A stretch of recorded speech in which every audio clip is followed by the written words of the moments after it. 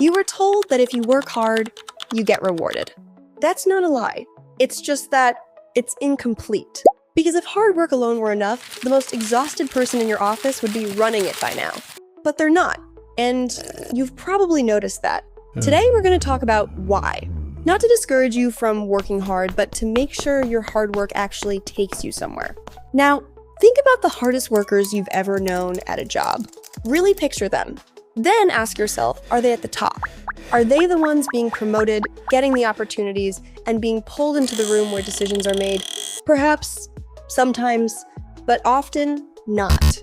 And meanwhile, someone else is moving up. Someone who doesn't seem to work as hard. Someone who leaves on time. Who seems to spend half their day just talking to people.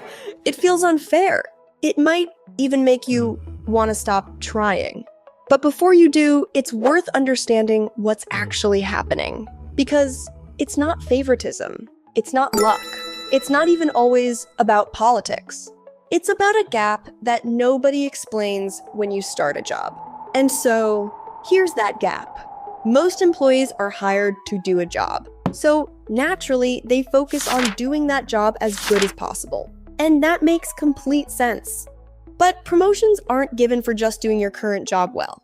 Promotions are given to people who've already demonstrated they can do the next job. That's the first unwritten rule of advancement, and almost nobody tells you this on day one. But we will discuss it here. Let's talk about these 4 points we prepared for you that will help you see the bigger picture, so you are ready to the next job. Here's point number 1. Output is visible. Impact is what gets remembered. Hard workers produce output. Reports, tasks, deliverables, all on time, all done well. But the people who move up tend to produce impact. They don't just complete the project, they flag the problem nobody saw coming. They don't just answer the question, they reframe it.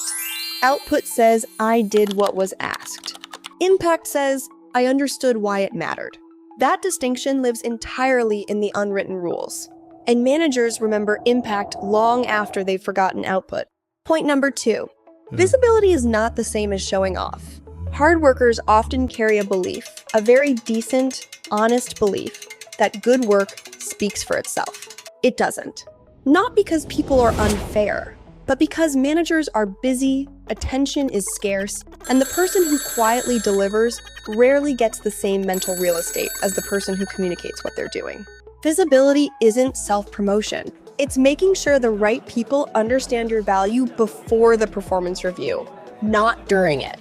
One simple habit, a short weekly update to your manager, not to impress, just to keep them informed. That one habit alone has quietly separated a lot of careers. Point number 3.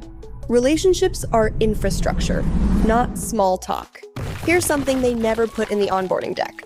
Your career doesn't grow in a straight line from your desk to the top. It grows through people, through who knows your name in other departments, through whether your manager's manager has ever heard you speak in a meeting. Hard workers often skip this, not because they're antisocial, but because they're busy working hard. But relationships at work aren't a distraction from the job, they are part of the job. The people who advance aren't always the best performers. They're often the best connected performers. And connection, built quietly over time, is one of the most underrated career investments you can make. Lastly, point number 4. Hard work is the entry fee, not the winning ticket.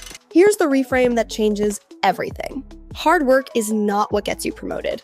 Hard work is what keeps you in the game long enough to be considered. It's the floor, not the ceiling.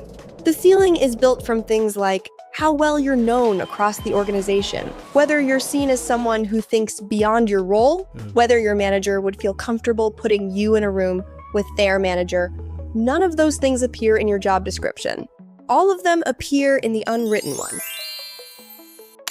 So what do you actually do with this on Monday morning? 3 small shifts. None of them require working more hours. 1. Start doing one thing per week that belongs to the next job, not your current one. Volunteer for a cross-team project. Offer a perspective in a meeting that goes slightly beyond your lane. Small moves. Consistent ones. 2. Communicate your work, not just complete it. A 1-paragraph weekly update to your manager isn't bragging. It's professional. And it works. 3. Invest in one relationship outside your immediate team every week. A short conversation, a question, a genuine interest in what someone else is working on. That's it. Hard work still matters. It always will. But now you know it's the starting point, not the finish line. Every workplace has rules that nobody wrote down. We're here to write them down for you. If this gave you something to think about, there's more where that came from. Next, we're going to talk about what your manager is actually thinking during your one-on-ones. Because that conversation is rarely about what you think it's about. Bye. We'll see you there.